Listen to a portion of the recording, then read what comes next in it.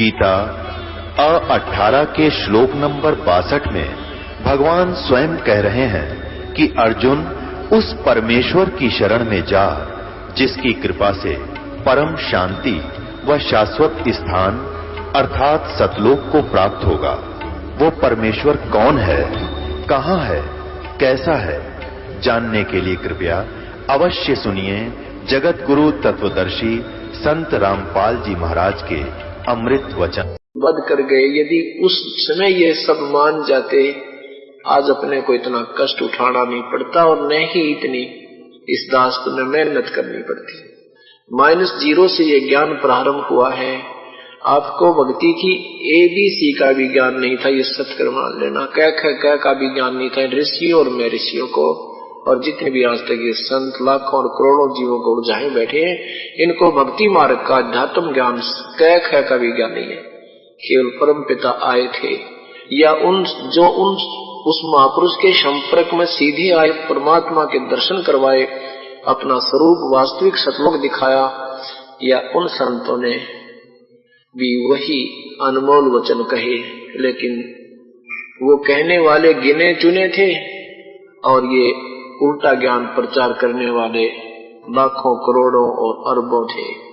क्योंकि एक तो गुरु जी जो ज्ञान पढ़ा रहा, वो शिष्य, उनके जितने भी शिष्य थे वो अभी फिर उल्टी पढ़ाई आगे पढ़ा रहे थे। वही जो गुरु जी से उन्होंने अधूरा से अधूरा ज्ञान लिया था, वो सारे समाज में वो फैला रखा था।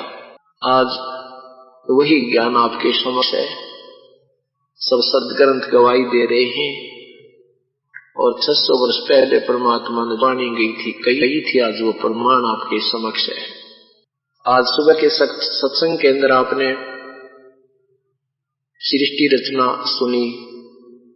वो सृष्टि रचना आपको परमात्मा की वाणी के आधार पर सुनाई गई थी। अनजान व्यक्ति जो इस ज्ञान से परिचित नहीं हुए हैं, वो ये सोचेंगे कि ये तो जैसे मन गढ़ंत सी कहानी लग रही है, क्योंकि हमने कभी सुनी नहीं, हमने कभी सुना नहीं ये ज्ञान, इसलिए ये दंत कथा, मौखिक कथा अगर सुनाते हैं तो दंत कथा नजर आती है। अब ये सारे ग्रंथ सग्रंथ प्रमाण देंगे आपके समक्ष कि सचमुच परमात्मा ने जो शब्द अपने मुख कब से अमृत वचन निकाले थे, वो सब सत्य थे, आज भी सत्य हैं, आगे भी सत्य रहेंगे। वेद हमारा भेद है, मैं मिलूं वेद से नाही, जौन वेद से मैं मिलूं वो वेद जानते नहीं। परमात्मा कहते थे ये वेद तो मेरी ही महिमा गा रहे हैं, कबीर साहब की महिमा गा रहे हैं, लेकिन मैं वेदों में वर्णित विधि से मेरी प्राप्ति नहीं हो सकती, क्योंकि इसमें केवल एक ओम नाम है। ओम नाम का जाप केवल ब्रह्म तक का है। पूर्ण ब्रह्म के पाने के लिए 3 मंत्र का जाप है, ओम तत् सत। ओम ब्रह्म का जाप है, तत् और सत ये गुप्त है, ये सांकेतिक है, ये परब्रह्म और पूर्ण ब्रह्म के जाप हैं, ये केवल उपदेशी को ही बताए जाते हैं।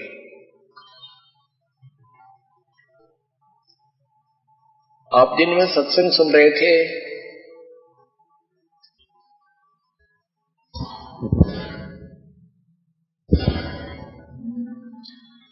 तीन पुत्र अष्टंगी जाए, ब्रह्मा विष्णु शिव नाम धराए। अष्टंगी दुर्गा ने 3 पुत्रों को जन्म दिया। माँ अष्टंगी, पिता निरंजन, ये दम जारुण वंशन अंजन। पहले कीन निरंजन राई, पीछे से माया उपजाई। माया रूप देख अति शोभा, देव निरंजन तन मन लोभा। कहते हैं दुर्गा के और काल ज्योति निरंजन ब्रह्म, काल रूपी ब्रह्म के संयोग से ब्रह्मा विष्णु और शिव की उत्पत्ति हुई। जब ये तीनों पुत्रों का जन्म हो चुका, ज्योति निरंजन अंतर ध्यान हो गया, कहा कि मैं आज के बाद किसी को दर्शन नहीं दूंगा।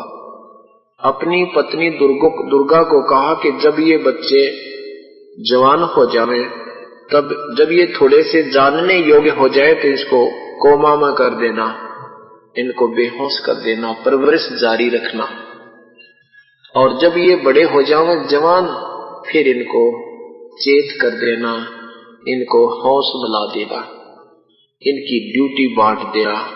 रजगुण ब्रह्मा उत्पत्ति की, सद्गुण विष्णु स्थिति की, तमगुण शिव जी संहार की। अब परमात्मा के बताए अनुसार आपको फिर आगे ये सृष्टि रचना कुछ और सुनाते हैं जो शेष रह गई थी। जब ये बच्चे बड़े हुए, दुर्गा ने इनको होश में ला दिया, तीनों को इकट्ठा कर दिया और तीनों से कहा कि तुम अपना अपना कार्य सुनो। इन तीनों ने कहा कि माता, हम इस कार्य को कैसे करेंगे, पृथ्वी नजर आ नहीं रही, सब जगह जल ही जल है। दुर्गा ने इन तीनों को एक विमान में बैठाया और इनको अपनी शक्ति से इनके विमान को आकाश में उड़ा दिया। ये इनका विमान कहां गया? वो ब्रह्मलोक में पहुंचा। वहां एक ब्रह्मा और देखा, एक विष्णु और देखा, एक शिव जी और देखा। ये कहां गया इनका विमान? ये देखिएगा, ये एक ब्रह्मलोक है, एक ब्रह्मांड है, एक ब्रह्मांड का लघु चित्र। इसमें ये ब्रह्मलोक है, ये ब्रह्मलोक है, ये एक ब्रह्मलोक है। ये कहा इनका विमान पहले यहां पहुंचा। अब इसको इधर लेते हैं, ये थोड़ा विस्तृत बनाया है, एक ब्रह्मांड का लघु चित्र। इनका विमान यहां पहुंचा, पहले ही समुद्र में इनको यहां अलग रखा। बहुत लंबा चौड़ा समुद्र है ये सारा पानी ही पानी है। इसको यहां इनको लीला अलग से कर रखी थी। इनको बहुत लंबा चौड़ा क्षेत्र है, बहुत लंबा चौड़ा। तो इसके बाद इनका विमान यहां आया, यहां एक इंद्र देखा, महा इंद्र देखा।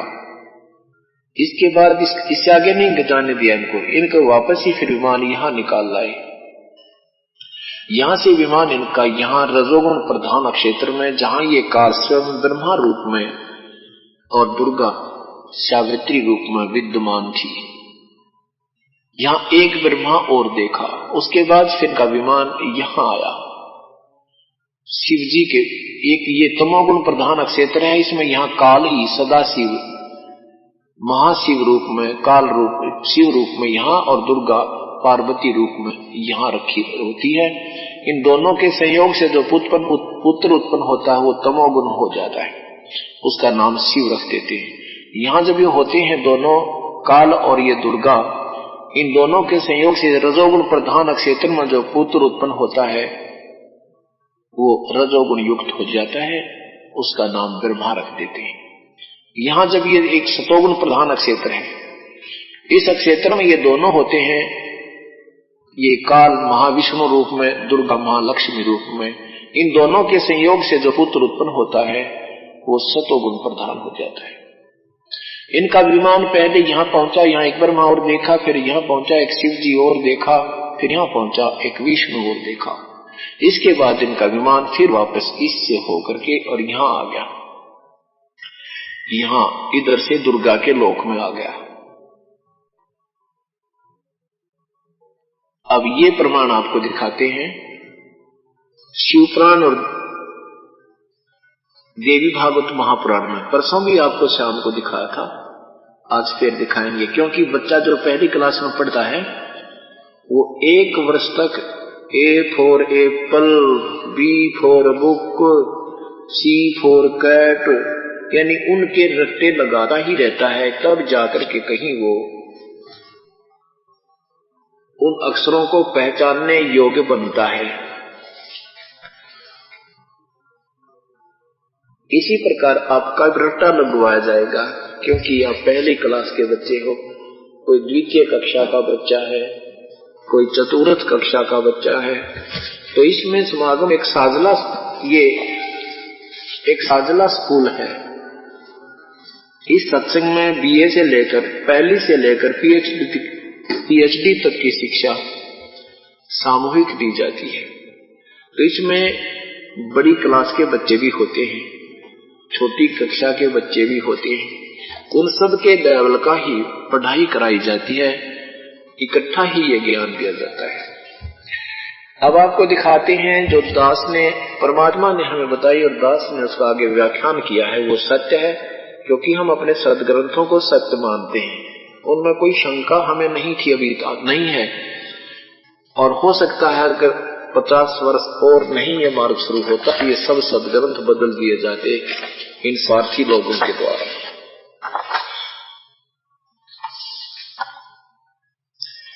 अब आपको दिखाते हैं शिव महापुराण, और जिसमें इस काल से और दुर्गा से ब्रह्मा विष्णु और शिव दोनों की तीनों की उत्पत्ति हुई। शिव महापुराण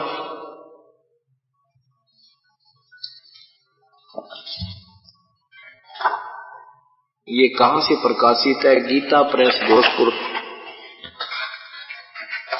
ये देखिए संक्षिप्त शिव महापुराण, शिव पुराण, मोटा सचित्र मोटा टाइप, संपादक हनुमान प्रसाद पोदार, और इसके प्रकाशक हैं गोविंद भवन कार्यालय, प्रकाशक है गोविंद भवन कार्यालय, गीता प्रेस गोरखपुर। गीता प्रेस गोरखपुर से प्रकाशित मुद्रित है। ये रुद्र संहिता का ये 6वां अध्याय है। यहां देखना इधर, जिस परब्रह्म के विषय में ज्ञान और अज्ञान से पूर्ण, ज्ञान और अज्ञान से पूर्ण, यानी कोई ज्ञान अज्ञान जैसा जिसमें ज्ञान है, उक्तियों द्वारा इस प्रकार विकल्प किए जाते हैं। उसने कुछ काल के बाद द्वितीय की इच्छा प्रकट की, उसके भीतर से एक से अनेक होने के संकल्प उदित हुए। तब उस निराकार परमात्मा ने, ये काल ज्योति निरंजन को निराकार कहते हैं, उस निराकार परमात्मा ने अपनी लीला शक्ति से अपने लिए एक मूर्ति माने आकार की कल्पना की है। वो क्या बन गया? जो मूर्ति रहित परब्रह्म है, उसी की मूर्ति भगवान सदाशिव हैं। अर्वाचीन और प्राचीन विद्वान इन्हीं को ईश्वर कहते हैं। ये भगवान सदाशिव बन गया वो काल, क्योंकि वो उसने कसम खाई है, मैं अपना वास्तविक रूप में कभी किसी को दर्शन नहीं दूंगा। जो गीता जी में कहा, गीता जी में अर्जुन को दिखाया कि अर्जुन ये तेरे से पहले भी किसी ने नहीं देखा था और आगे भी कोई नहीं देख सकता है, तो मैंने तेरे पर कृपा करके दिखाया है। वो अर्जुन पर कृपा थी, अर्जुन का हार्ट अटैक हो गया होता उसने देख के, और कई तो कृपा करके दिखाते रहते। अब भगवान सदाशिव हैं, वही जो आकार में आ गया वो ज्योति निरंजन, वो सदाशिव यानी महाशिव रूप में प्रकट हो गया। अर्वाचीन और प्राचीन विद्वान इन्हीं को ईश्वर कहते हैं। उस समय एकाकी रहकर स्वेच्छा अनुसार विहार करने वाले उन सदाशिव ने अपने विग्रह माने शरीर से स्वयं ही एक स्वरूप भूता शक्ति की सृष्टि की, अर्थात अपने शरीर से एक औरत निकाली जो उनके अपने शरीर अंग से कभी अलग होने वाली नहीं थी।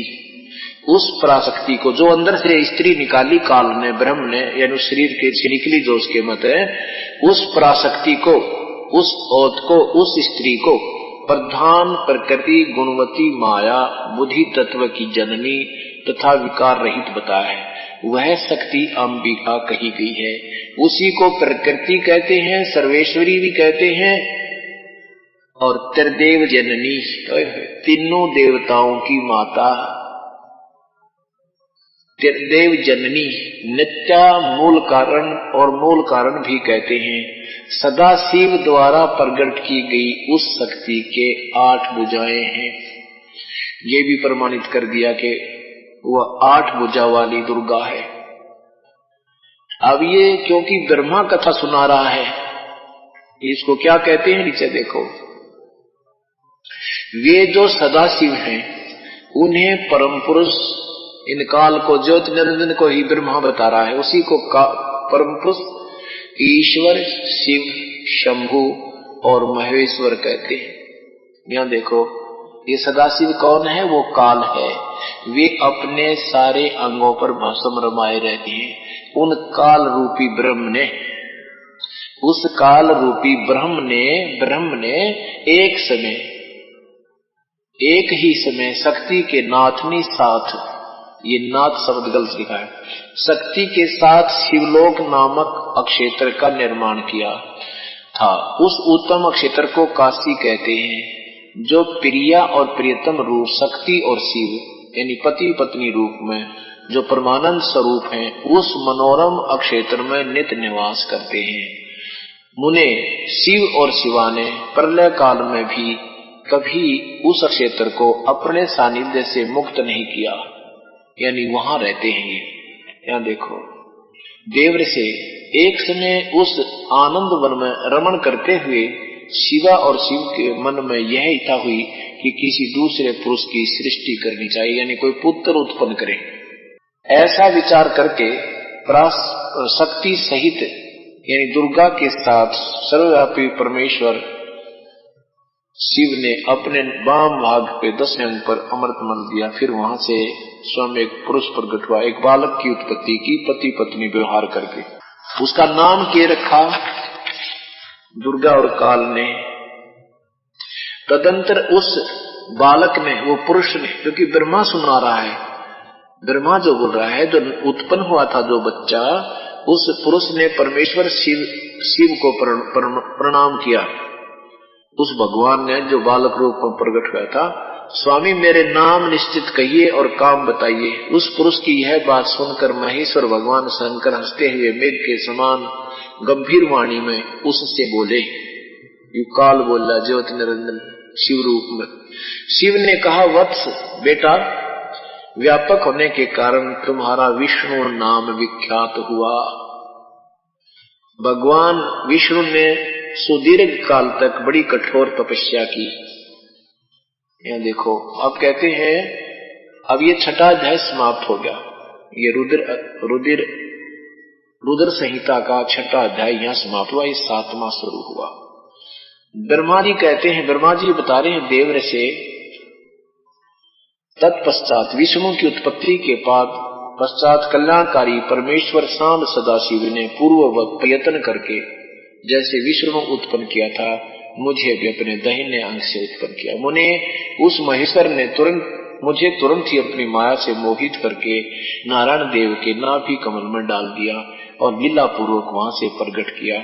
इस प्रकार उस कमल के पत्थर के रूप में मुझ हिरण्य गर्भ का जन्म हुआ।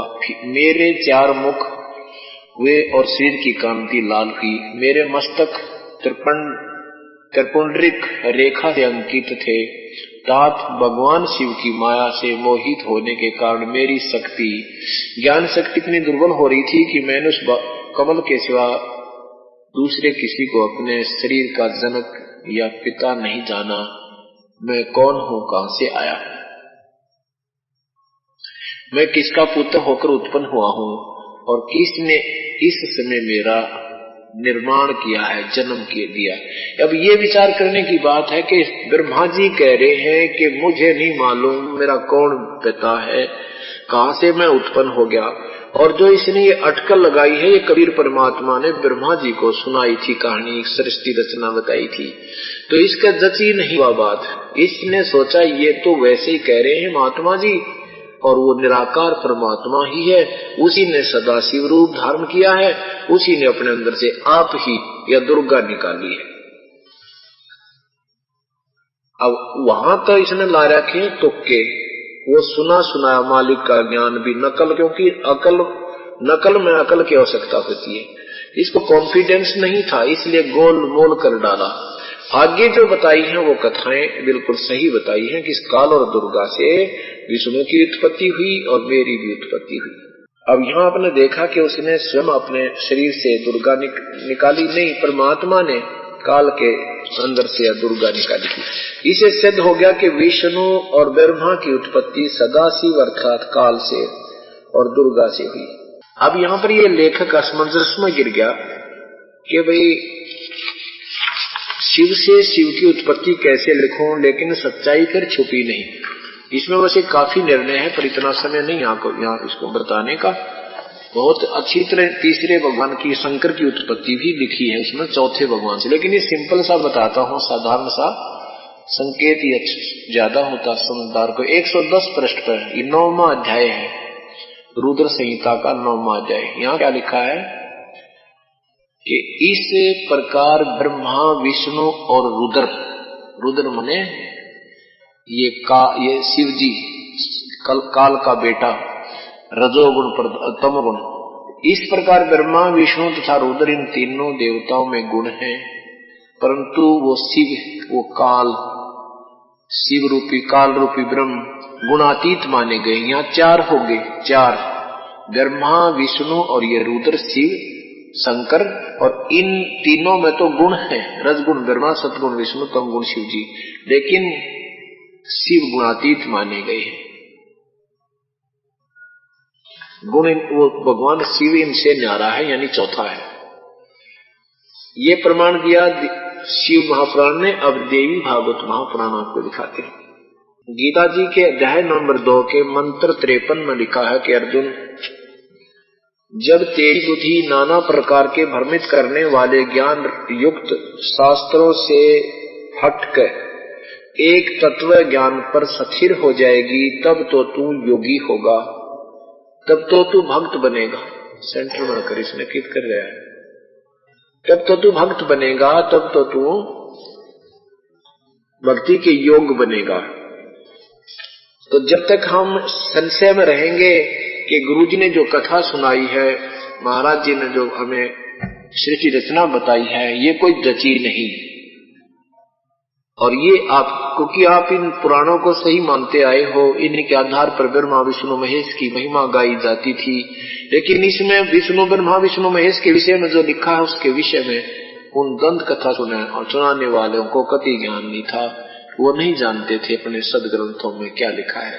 वो तो सुनी सुनाई रेल बना रहे थे, अब धक्का लाओ थे, अब भाग चढ़े थे, ऐसी मूर्ख बना रखा था हमारे का। और हमारे से धक्का लगाओ थे, आप बैठे रहे थे, बोले चली ना रेल। ये देखो, क्योंकि झूठी कथा सुनाकर रोटियां जो धंधा कर रहे थे, हमारे पूर्वजों पर श्राद्ध निकलवाए जाते, वह भी फिर भूत बना दिए, आपकी पशु बन गए वो गुरु जी। अभी देखो देवी भागवत महापुराण, ये नीचे देखो, गीता प्रेस गोरखपुर से प्रकाशित है श्री देवी भागवत महापुराण। नीचे देखो मोटा टाइप, प्रकाशक है, संपादक है हनुमान प्रसाद पोसार और चिमन लाल गोस्वामी, प्रकाशक है वही गीता प्रेस गोविंद भवन कार्यालय गीता प्रेस गोरखपुर है। अब ये तीसरा स्कंद देखो, श्रीमद देवी भागवते तीसरा स्कंद। इतने आचार्य भवानी को संपूर्ण मनोरथ पूर्ण करने वाली बतलाते हैं। वे आदि माया महाशक्ति एवं परम पुरुष के साथ रहकर कार्य संपादन करने वाली प्रकृति है। प्रकृति शब्द याद रखना, ये गीता जी में काम आओगा। प्रकृति दुर्गा को कहते हैं, शेरा वाली को प्रकृति कहते हैं। ब्रह्म यानी काल रूपी ब्रह्म के साथ उनका अभेद संबंध है, अर्थात वो पति पत्नी रूप में रहते हैं।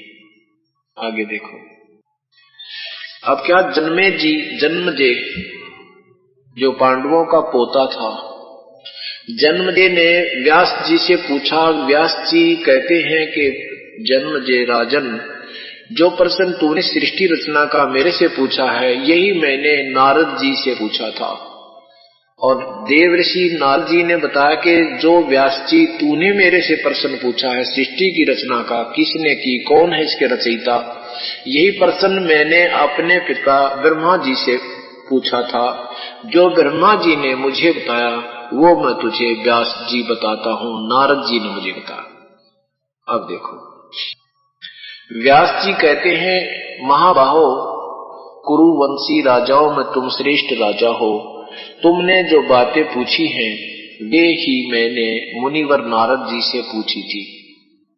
नारद जी कहते हैं, व्यास जी, प्राचीन समय की बात है, यही संदेह मेरे हृदय में उत्पन्न हो गया था। तब मैं अपने पिता अमित तेजस्वी ब्रह्मा जी के स्थान पर गया।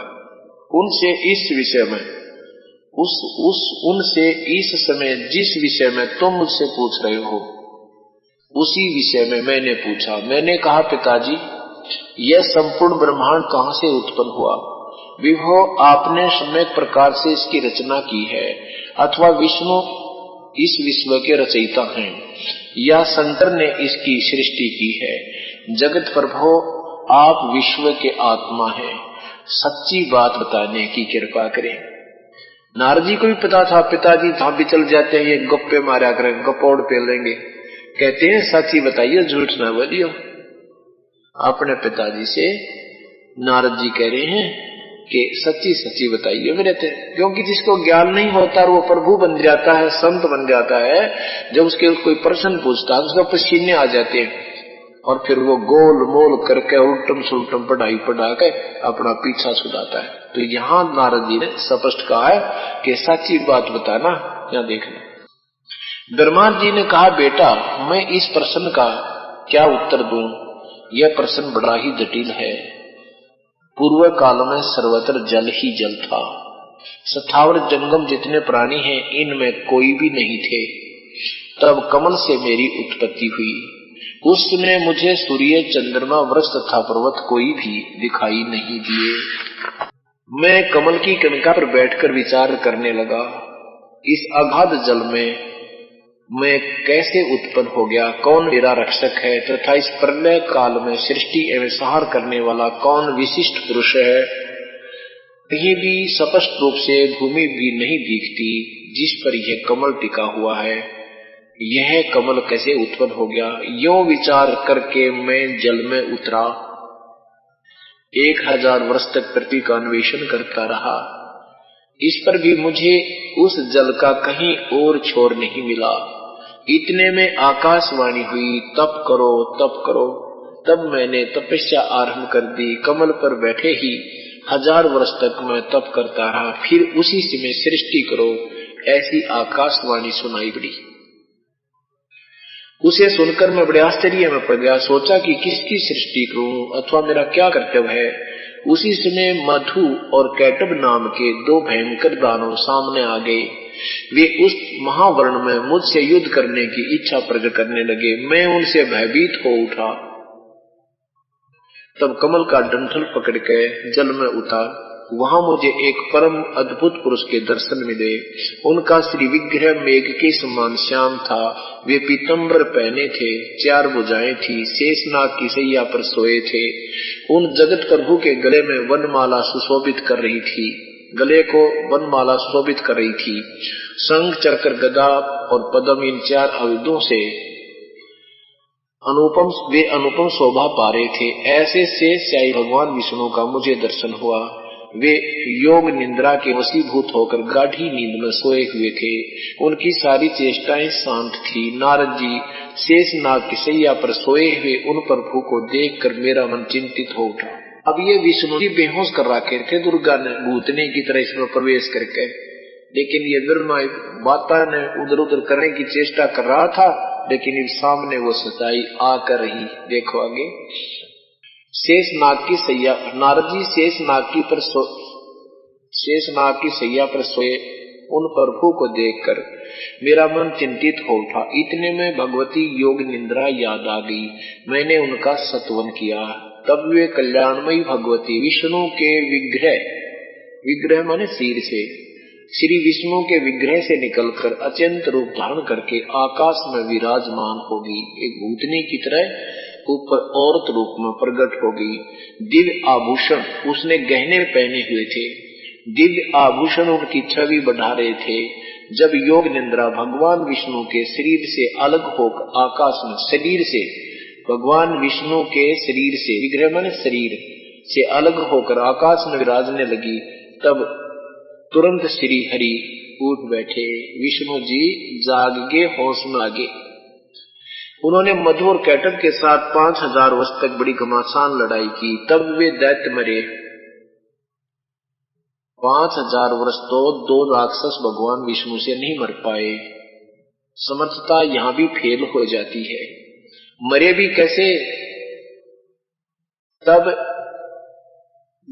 कैसे मरे? पहले देवी के कटाक्ष से मधु और कैटब मोहित हो गए थे। उस आकाश में दुर्गा थी, वो सुंदर लड़की के रूप में नीचे आई और ये मधु और कैटब राक्षस उसकी तरफ बदनीयत से देखने लगे और इस फिर पीछे से विष्णु ने पकड़ के और जब वो उनका गला दबा दबा के मारा, सीधे भगवान विष्णु से ये 2 राक्षस मरे नहीं।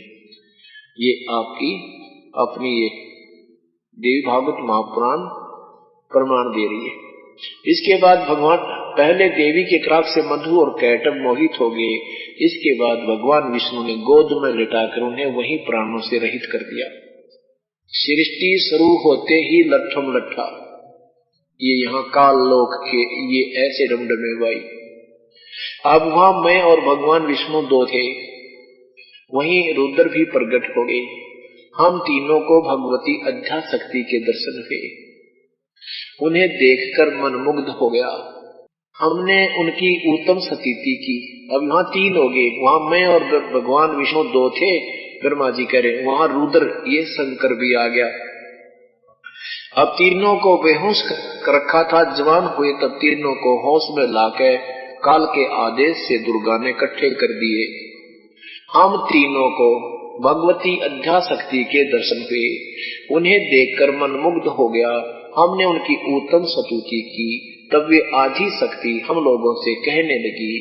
देवी ने कहा, ब्रह्मा विष्णु और महेश्वर, यानी यहाँ रुद्र लिखा है, रुद्र यहाँ उसको रुद्र अर्थ महेश्वर किया है। तो वहां आपने देखा शिव महापुराण में 9वें अध्याय में इस प्रकार तीनों देवताओं में ब्रह्मा विष्णु और रुद्र, रुद्र कहो और चाहे महेश्वर कहो, रुद्र का अर्थ महेश्वर ही होता है। ये शिव, ये महाशिव काल है। ब्रह्मा विष्णु और महेश्वर तुम बड़ी माती सावधान होकर अपने अपने कार्य में संलग्न हो जाओ। सृष्टि स्थिति और संहार ये तुम्हारे कार्य हैं। ब्रह्मा जी कहते हैं भगवती अध्याशक्ति की यह वाणी बड़ी मधुर थी, सुंदर एवं सत्प्रद थी।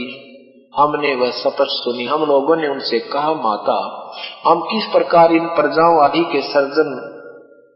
प्रजाओं के सर्जन आदि कार्य करने सफल हो। विस्तृत भूमि का अभाव है, सभी शतान जल मगन है। हमारी बात सुनकर उन कल्याण स्वरूपिणी भगवती का मुखमंडल मुस्कान से भर गया। इतने में एक सुंदर विमान आकाश से उतराया। तब उन देवी ने हमें आज्ञा दी, देवताओं निर्भीक होकर स्वेच्छा पूर्वक इस विमान में प्रवेश कर जाओ। दुर्गा ने उनको विमान में बैठाया। ब्रह्मा विष्णु और रुद्र यानी शिव, आज मैं तुम्हें एक अद्भुत दृश्य दिखलाती हूँ। हमने भगवती की बात सुनकर उसे सिरोधार्य कर दिया। उस रतन जड़ित विमान पर चढ़कर हम लोग आराम से बैठ गए। हम तीनों देवताओं को उस पर बैठे देखकर देवी ने अपने सामर्थ्य से विमान को आकाश में उड़ा दिया। ब्रह्मा जी कहते हैं, उन मन के समान तीव्र गति से चलने वाला वह विमान जिस अपरिचित स्थान पर गया, वहां संपूर्ण फलों से लदे हुए अनेक सुंदर वृक्ष थे। यहाँ देखो, अक्षर भर के बाद वह एक दूसरे सुंदर प्रदेश में पहुंचा। देखा तो वहीं महाभाग इंद्र भी थे। उनके समीप उनकी प्राण प्रिय सची विद्यमान थी। आगे देखो, अब आपको दिखा था अभी चित्र में, अब फिर दिखाते हैं ये कहां लेकर गई दुर्गा इनको। ये देखो,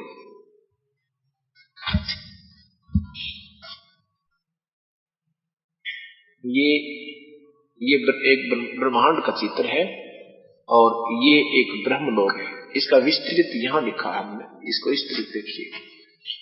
ये सारा समुद्र है, ये इतना सारा, ये अंदर अंदर समुद्र भरा हुआ है। ये सारा समुद्र है। ये टापू है, एक वृक्ष है, ये सुमेरु पर्वत है बहुत बड़ा। ये आपने ऐसी पहाड़ी सी नजर आ रही है। और यहाँ ये सुंदर बाग था, जब यहाँ से इनको यहाँ से ऐसे प्रवेश कराया इसमें, तो ये यहाँ आए, यहाँ से ये सुंदर फलदार वृक्ष देखे, बाग बगीचे देखे, ये यहाँ पर थे। इसके बाद फिर ये यहाँ गए, यहाँ से फिर वापस लेकर इनको दुर्गा यहाँ भेजा। वहां एक दूसरा ब्रह्मा देखा, एक शिव देखा, एक विष्णु देखा। ये काल ही वहां पर ये रोल कर रहा था, ये काल ही अपनी लीला कर रहा है इनको गुमराह करने के लिए। ये यहाँ पहुंचे, इसमें से निकल कर ये यहाँ आए। यहाँ महाब्रह्मा महा पार्वती रूप में ये खुद बैठा है काल, वहां पर ब्रह्मा और सावित्री रूप में, महाशिव और महापार्वती रूप में दुर्गा और ये काल दोनों यहाँ रहते हैं। महाविष्णु और महालक्ष्मी रूप में ये स्वयं काल और दुर्गा दोनों यहाँ रहते हैं। तो पहले उन्होंने यहाँ देखा, उसके बाद यहाँ आए, फिर यहाँ आए, वही रख पीछे कर दिया, यहाँ आए, फिर यहाँ आए, फिर यहाँ आए, और फिर वापस दुर्गा के पास पहुंच गए। अब आपको दिखाते हैं, ये सारा वर्णन इसके अंदर लिखा है। इतने में हमारा, नीचे देखो, इतने में हमारा विमान तेजी से चल पड़ा और वह दिव्य धाम ब्रह्मलोक में जा पहुंचा। वहां एक दूसरे ब्रह्मा विराजमान थे। एक ब्रह्मा विष्णु महेश तो उस विमान में बैठे हैं, वो दूसरा कौन देखा। वहां एक दूसरे ब्रह्मा विराजमान थे, उन्हें देखकर भगवान शंकर और विष्णु को बड़ा आश्चर्य हुआ। भगवान शंकर और विष्णु ने मुझसे पूछा, चतुरानन ये अविनाशी ब्रह्मा कौन है। मैंने उत्तर दिया, मुझे कुछ पता नहीं, सृष्टि के दिष्टता ये कौन है, भगवान मैं कौन हूँ, ये कौन है, और हमारा उद्देश्य क्या है। इस उलझन में मेरा मन चक्कर काट रहा है। इतने में मन के समान तीव्रगामी वह विमान तुरंत वहां से चल पड़ा और कैलाश के सुरम्य शिखर पर जा पहुंचा। वहां विमान के पहुंचते ही एक भव्य भवन से नेत्रधारी भगवान शंकर निकले। वे नंदी वर्ष पर बैठे थे। यहाँ देखो नीचे, अक्षण भर के बाद वह विमान उस शिखर से भी पवन के समान तेज चाल से उड़ा वैकुंठ लोक में पहुंच गया। वहां भगवती लक्ष्मी का विलास भवन था। बेटा नारद, वहां मैंने जो संपत्ति देखी उसका वर्णन करना मेरे लिए असंभव है। उस उत्तमपुरी को देखकर विष्णु का मन आश्चर्य के समुद्र में गोते खाने लगा। वहां एक कमल लोचन श्री हरि यानी विष्णु विराजमान थे। अलसी के फूल के समान उनके श्री विग्रह की कांति थी। पीतांबर पहने थे, 4 भुजाएं थी। वे पक्षी राज गुरुड़ पर विराजमान थे। इतने में ही पवन से बातें करता हुआ वह विमान तुरंत उड़ गया। आगे अमृत के समान मीठा जल वाला समुद्र मिला। उसका जल बड़ा ही मधुर था, जोर जोर से तरंगें उठ रही थी। वहीं पर एक मनोहर द्वीप बिछा था। उसी द्वीप में वहीं पर एक मनोहर द्वीप था। उसी द्वीप में एक मंगल मनोहर पलंग बिछा था। उस उत्तम पलंग पर एक दिव्य रमणी बैठी थी। उनके गले में लाल रंग की माला थी। लाल वस्त्रों से शिवविग्रह सुशोभित था। लाल चंदन लगाए हुए थी। लाल लाल नेत्र थे। वे ऐसी प्रभावपूर्ण देवी थी मानो करोड़ बिजलियां एक साथ चमक रही हों। अत्यंत सुंदर मुख था। लाल लाल नाक थे। करोड़ों लक्ष्मी से भी अधिक वह सुंदर थी। अब देखो, उन्हें देखकर हम सभी महान आश्चर्य में पड़ गए। कुछ समय तक हम वहीं ठहरे रहे। आपस में कहने लगे, ये सुंदरी कौन है, इसका क्या नाम है। हम इसके विषय में बिल्कुल अनभिज्ञ हैं। अब फिर काल ने विष्णु को चेतना दे दी। बचपन की याद उसकी बुद्धि खोल दी थोड़ी सी। नारद यों संदेहग्रस्त होकर हम लोग वहां रुके रहे। तब भगवान विष्णु ने चारु साहिनी भगवती को देखकर विवेक पूर्वक निश्चय कर लिया कि ये वे भगवती जगदम्बिका है। तब उन्होंने कहा कि ये भगवती हम सभी की आदि कारण है। महाविद्या महामाया इनके नाम है। ये पूर्ण प्रकृति है, अर्थात इसको प्रकृति भी कहते हैं। दुर्गा है, ये अपनी माँ है। उसको याद आएगी। काल विष्णु ने काल की बुद्धि खोल दी। ये सर्वेश्वरी देवगर्भा और शिवा कहलाती हैं। दुर्गा को शिवा भी कहते हैं। आगे देखो, ये वे ही दिवांगना है।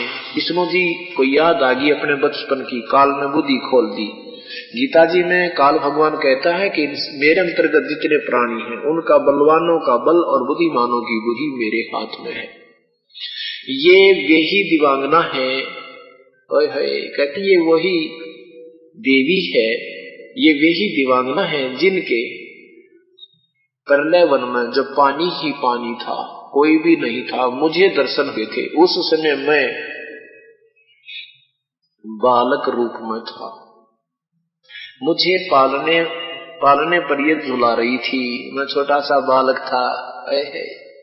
वृक्ष वट के पत्थर पर सुदृढ़ सैया बिछी थी, उस पर लेट कर मैं पैर के अंगूठे को अपने कमल जैसे मुख में लेकर चूस रहा था।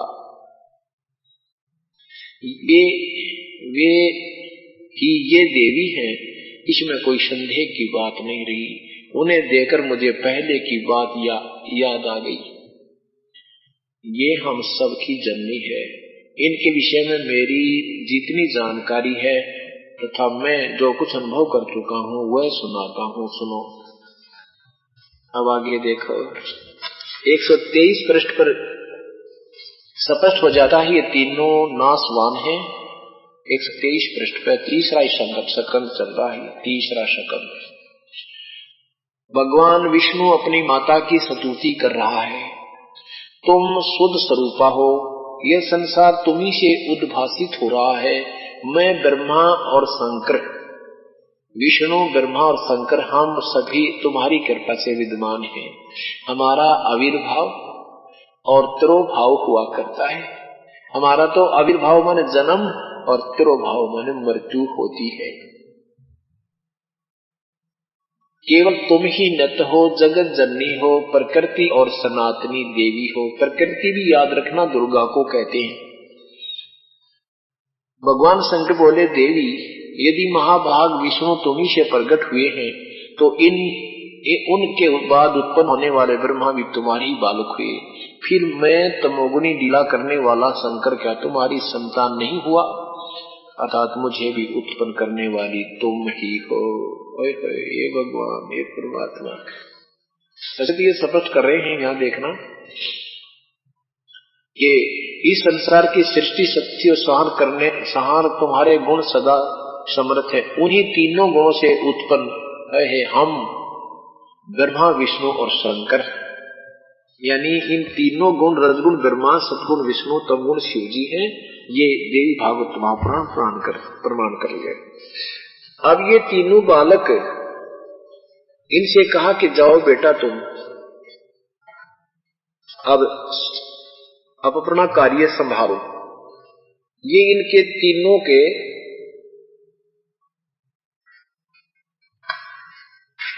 ये तीनों लोग पहले ही रचे हुए थे और दुर्गा ने इनको वहां भेज दिया। इन तीनों को अपने अपने लोक में छोड़ दिया। उस ब्रह्म लोक से बाहर ये इनके लोक पहले ही यहां बने हुए थे।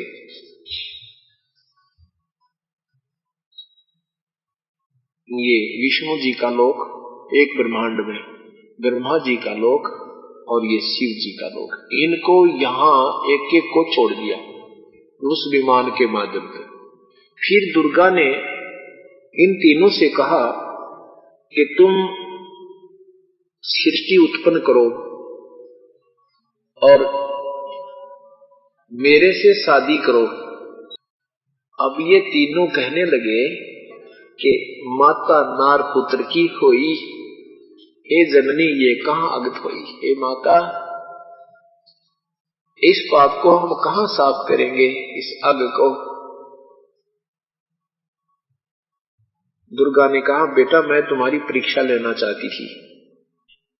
मैं ये देखना चाहती थी कि तुम वैसे ही जवान हो गए हो या कुछ विवेक भी रखते हो, इसलिए तुम जाओ सागर मंथन करो। हाँ, पहले सागर मंथन पर भेज दिए तीनों, शादी फिर बाद में होती है। सागर मंथन पर भेज दिए। सागर मंथन में क्या निकला? सबसे पहले चारों वेद निकले उन परमात्मा ने ये पूरा ज्ञान ज्योति निरंजन के अंदर फीड कर रखा था काल में। काल ने वहां क्या लीला की, अपनी श्वासों से, जैसे कंप्यूटर से सारा मटेरियल बाहर निकाल दिया जाता है, प्रिंट हो जाते हैं, और इस प्रकार परमात्मा ने अपना पूरा ज्ञान उस ज्योति निरंजन के कंप्यूटर में फीड कर दिया था उसके शरीर में। उसने अपने श्वासों से फिर वो बाहर निकाल दिया, समुद्र में डाल दिया, 4 वेद डाल दिए। 5वां जो ये दास ज्ञान आपको बता रहा है परमात्मा ने उसको दिया था, उसने गुप्त कर दिया। फिर परमेश्वर ने स्वयं ही आकर के ये 5वां वेद फिर बताना पड़ा। काल ने वो 4 वेद उसको ब्रह्मा को वहां समुद्र में गुप्त छुपा दिए। जब उन्होंने सागर मंथन प्रथम बार किया तो 4 वेद बाहर निकले, ऐसे बिल्कुल ऊपर तैरने लगे। ब्रह्मा ने वो 4 वेद उठाए, लेकर आ गया। वेदों में पढ़ा कि सारी सृष्टि का रचनहार कुल मालिक कोई और है। उससे पहले ये 4 पुत्र पूछा करते थे, 3 पुत्र पूछा करते थे माँ से कि माता हमारा पिता कौन है। तो माता कहती थी तुम्हारा कोई पिता नहीं, मैं ही तुम्हारी माँ हूं, मैं ही तुम्हारा पिता हूं। क्योंकि ज्योति निरंजन ने कसम खवाई थी कि मेरा भेद नहीं बता देगी तू इनको, अगर भेद बताओगी तो मेरे से बुरा नहीं होगा। इस डर के मारे दुर्गा ने बच्चों को सत्य नहीं बताई थी। अब बच्चों ने फिर पूछा कि माता आप तो कहते थे कि तुम्हारा पिता है नहीं, कोई मालिक नहीं, और अब इस वेद बता रहे हैं परमात्मा तो सहशरीर है, वो तो आकार में है। दुर्गा बोली भाई वो तुम्हें दर्शन नहीं देगा, वो उसका नियम है। अब ब्रह्मा ने कहा माता जी आपकी इन दोगली बातों पर अब मुझे विश्वास रहा नहीं। वेद सत्य है। दुर्गा ने कहा भाई वेद सत्य है। वेद सत्य है तो माता आप सत्य नहीं हो।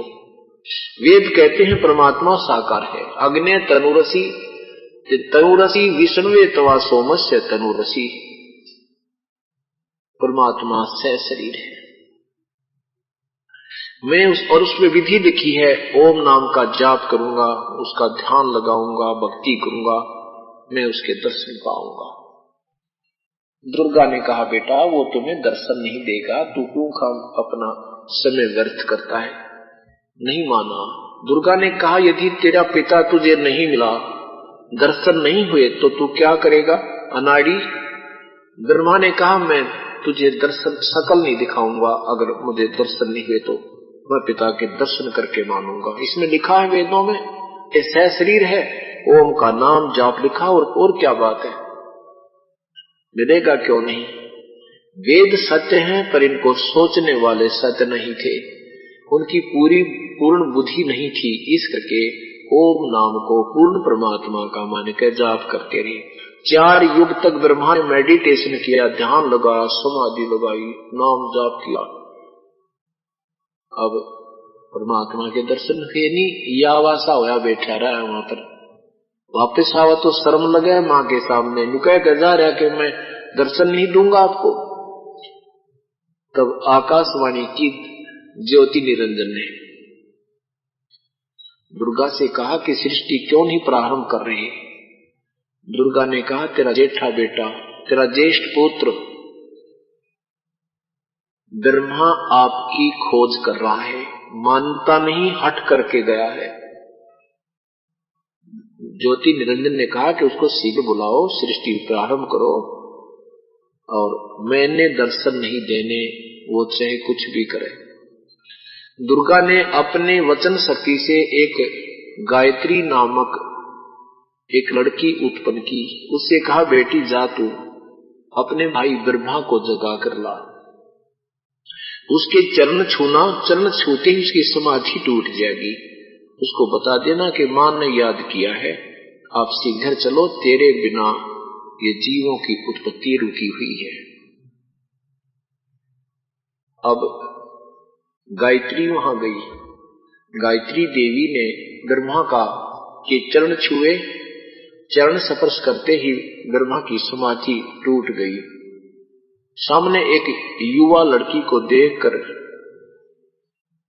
ब्रह्मा के ने कहा कि तू कौन पापनी आगी, मेरे धर्म को नष्ट करने के लिए, मेरी भक्ति को खराब करने के लिए मैं तुझे श्राप देता हूं। गायत्री ने कहा मेरी बात सुन लो, मेरा कोई दोष हो तो मुझे सजा देना। माँ ने याद किया है, उनके आदेश से मैं गली आई हूँ, आपको बुलाया है, आपके बिना सृष्टि नहीं रची जा रही है। माँ बहुत दुखी है तेरे बिना, आप चलो वापस। ब्रह्मा कहता है गायत्री कैसे चलूं, माँ के सामने तो मैंने ना ये बात कही हुई है, मुझे शर्म आती है। अब बगैर पिता के मिले उनके सामने जाऊं तो मुझे शर्म आती है, मैं नहीं जा सकता। हाँ एक बात कर दे, तू मेरी झूठी गवाही दे देना कि ब्रह्मा में पिता के दर्शन हो गए, मैं तेरे संग चल पड़ूंगा। अब गायत्री ने कोई शर्त रखी कि कहीं मैं इसकी झूठी गवाही दे दूं और ये वहां सच्ची बता दे तो मेरे को सजा मिले। तो उसने भी एक शर्त रखी जो यहां बताने योग्य नहीं है। उसके बाद उसने गायत्री ने फिर अपनी सबल शक्ति से एक और लड़की उत्पन्न की, उसका नाम पूपवती रखा। उससे भी ब्रह्मा को उकसाया कि इससे भी इसको गवाह बना लेते हैं। उसने भी ऐसी ही एक शर्त रखी। ब्रह्मा और ये तीनों वापस आ गए, आप तालमेल करके झूठा सच्चा। दुर्गा ने पूछा बेटा तूने अपने पिता के दर्शन किए? अखामा बगैर दर्शन किए आने वाला नहीं था मैं कोई कच्ची गोलियों नहीं खेलता। भाई कोई प्रमाण प्रूफ बता, कैसे देखा, कैसा तेरा पिता? कहते बड़ा तेजों में शरीर था, नूर ही नूर था। किसने देखा और गवाही कौन है कि दोनों को पूछ ले, इनके सामने दर्शन दिए मुझे। माई ने पूछा भी बोलो ऐसा ही है? दोनों ने कह दिया हाँ जी हमारे सामने दर्शन दिए।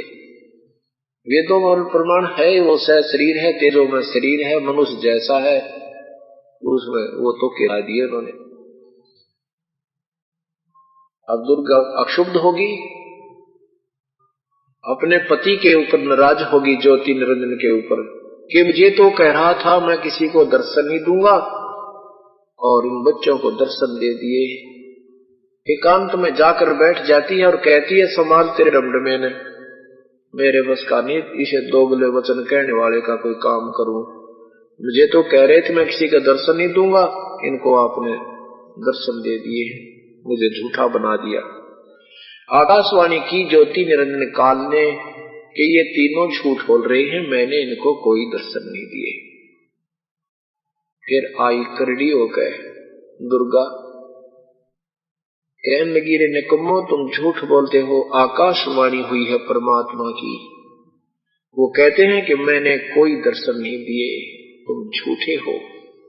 फिर वो तीनों हंसने लगे, कहने लगे माता पिता के दर्शन हुए नहीं, आपके पास आने में मुझे शर्म लग रही थी, इसलिए हम सब ने मिलकर झूठ बोल दी। दुर्गा ने उन्हें श्राप दे दिया, ब्रह्मा को श्राप दे दिया कि तेरी पूजा जगत में नहीं होगी और इन वेदों के पढ़ने वाले तेरे जैसे पाखंडी होंगे, वो सच्ची किसे बतावे को ना, उनको ज्ञान नहीं होगा इस मार्ग का। दुनिया को ठग ठग खाया करेंगे, झूठे ज्ञान प्रचार किया करेंगे, तेरे वंशज और नरक के भागी होंगे। ब्रह्मा ये वचन सुनकर बेहोश हो गया, बहुत देर के बाद होश में आया। उन दोनों लड़कियों को दुर्गा ने श्राप दे दिया, गायत्री को श्राप दिया कि तू गाय बनेगी, तेरे कई कई सांडपति होंगे, और पोपवती को साप दे दिया कि तू गंदे स्थान पर उत्पन्न होने वाली एक बूटी होगी, तेरा ठिकाना गंदगी में होगा। ऐसे श्राप दे करके दुर्गा फिर शिव जी के विष्णु जी के पास गई हाँ, उधर से फिर काल ने जब दुर्गा ने जो श्राप दे दिया इन तीनों पुत्रों को, बच्चों को, तो काल ने श्राप दे दिया दुर्गा को कि दुर्गा तेरी कोई हिम्मत नहीं है, तूने ये अपनी जो है ना जुरिडिक्शन से, अपनी पावर से बाहर काम किया है, तूने मर्यादा भंग की है मेरे शासन की, तूने इन बच्चों को श्राप दिया है, मैं तुझे श्राप देता हूं, द्वापर युग में तू द्रौपदी होगी, तेरे 5 पति होंगे। अब दुर्गा ने कहा कि ज्योति निरंजन, मैं तेरे वश पड़ गई, मैंने अपने पैर पे आपको आड़ा मार रखा है, अपने भगवान अपने मूल मालिक ने छोड़ के मैं तेरे साथ में आएगी। अरे तू मुझे नाना नाच नचा रहा है, नचारे कितने नचाना चाहता है। बच्चों, एक तरफ तो मुझे यहाँ की ठेकेदार नहीं बना रखा है, ऊपर से कोई बच्चे गलती करते हैं, थोड़ी सख्ती करती हूँ तो तू मुझे बराबर सजा दे रहा है। फिर भी वहां से चल पड़ी, विष्णु के पास गई। विष्णु जी से कहा कि बेटा तै भी अपने पिता की तलाश कर दे, कहीं फिर बाद में समाधि लगा ना बैठ जाओ। विष्णु जी वहां से चल पड़ा, शेष नाग के लोक में गया। वहां शेष नाग का एक लोक है, उस समुद्र में जब वो प्रवेश किया विष्णु जी ने, तो शेष नाग ने सोचा कि ये व्यक्ति मेरी जुरिडिक्शन में, मेरी सीमा में और बगैर रोक टोक के, बगैर मेरे परमिशन के ऐसे आ रहा है बेधड़क होकर, इसको मजा सिखाता हूँ। 1000 फन न्यू ताड़ने दिए, ऐसे फैला लिए और एकदम उनसे फुंकारा छोड़ा विष का।